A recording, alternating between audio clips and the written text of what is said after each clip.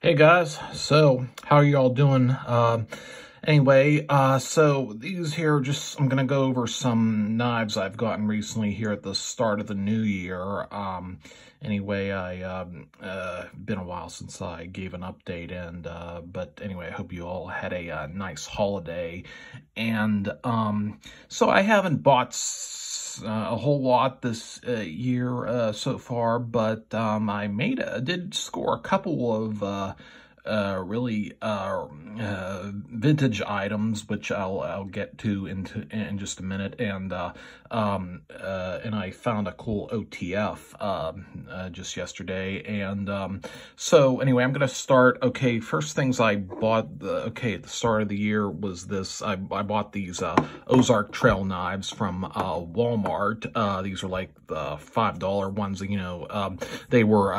They had a bunch of these axis lock knives that they're doing now. I found this one. Now this one doesn't have a very smooth opening or closing. As you can see, I really can't get it to smoothly flick open and shut, like you can most axis locks like Benchmade's. But I don't know what the issue is. Maybe it just needs oiled or something. Maybe I could put some KPL on it or some type of pivot lube.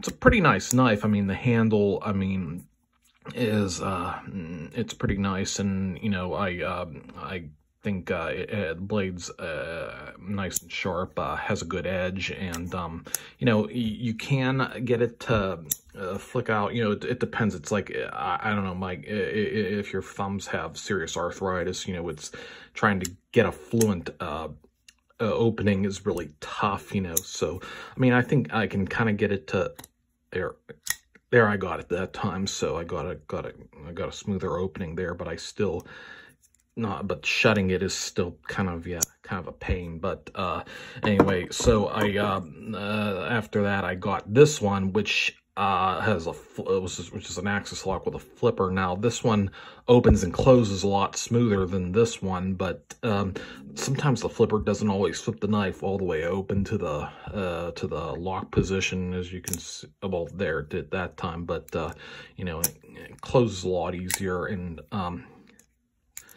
opens better. So yeah, this one is pretty nice, and yeah, so it's definitely this was definitely an improvement over this one. And I found this assisted opening one. It has this little safety slide here, this little lock on the back. You can press it up against the flipper so it doesn't open, and pull it back, and also has a thumb stud, and it's pretty nice assisted opener, and it's a liner lock, and yeah, so I thought, yeah, this one was pretty good. It almost feels like a Kershaw knife. Yeah, and yeah, I thought they did a pretty nice job with this one. So yeah, so if you if you're looking for budget knives, ones that are like budget, like under $10, like assisted openers or axis locks, you pretty much can't go wrong with these. They are what they are. They're it's like I said, the Ozark trail knives, they've definitely gotten better, like as far as quality over the past couple of years. So yeah. And next up, here's one of the vintage items that I scored recently. This old Imperial toothpick Switchblade. It's an old American-made knife, and I'm not sure when this one is from. I'm thinking maybe the 40s or maybe early 50s. I don't know, maybe one of you might know. Anyway, it has the safety works, and when I got it, it didn't open the whole way. Actually, it kind of like it would only open to like halfway, about there, So, but then I hit it up with some WD-40, and then now it's opening pretty well. So, yeah, and yeah, blade has a little bit of corrosion there, and but overall it's not too bad. See, Imperial it says there, and yeah, so I think it looks like that's a patent number there on the back, it looks like. So yeah, this one, yeah, it's it's not too bad. Yeah, not too bad a shape for its age. Yeah, so this was a good find, definitely.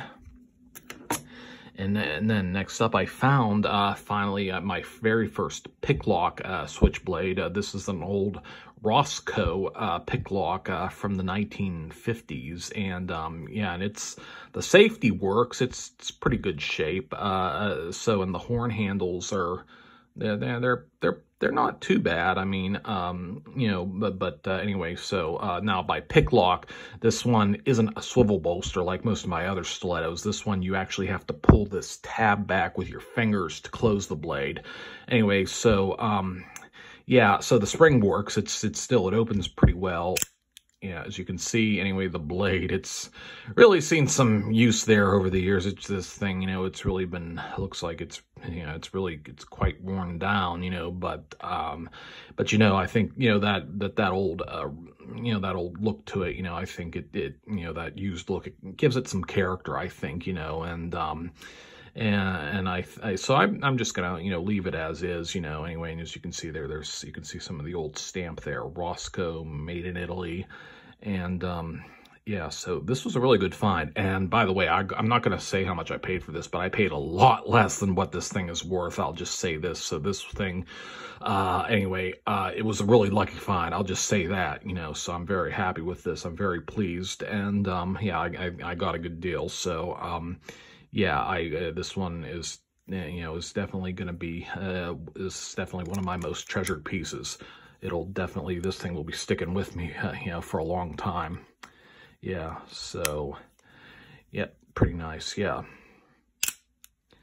And next up, finally, I got this OTF. It's from Armed Force Tactical. Now, this one is a knockoff of a much more expensive U.S. knife. That would be the Microtech Glycon, and it has the switch here where it it has the switch has protrusions on the back side of the knife and the front side here, so you can actually open it like from 3 different angles. You can use the normal switch on the side like this, or you can switch it open by hitting this little front protrusion,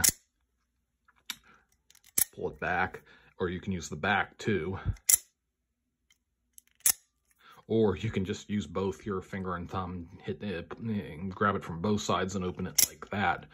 Anyway, yeah, so, yeah, and yeah, so I would, you know, I would like to have, you know, an actual Microtech Glycon, but unfortunately, it's just, the actual Glycon, it's just way out of my price range, you know, right now, I just can't afford it, so this is a nice little substitute, you know, like, you know, this little budget version, you know, like I paid about only $70 for this, so that's, you know, pretty decent. And yeah, so yeah, and it you know, it says USA on the back, but it actually isn't made in the US. You know, it's a China knockoff. So, but you know, I think it's pretty nice. You know, I mean, like, and so if you would like a Glycon, can't afford one, you know, just know there's a cheaper option for you here. So that's that, and yeah, I think it's a pretty nice knife.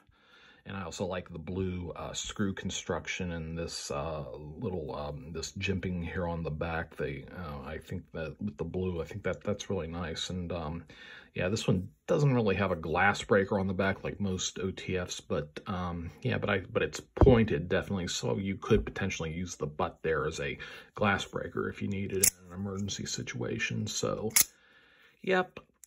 And that's about it. Hope you all are doing well out there. Anyway, it's yeah, anyway, winter's really kicking our butt here. So anyway, stay warm, and yeah, you have a nice day.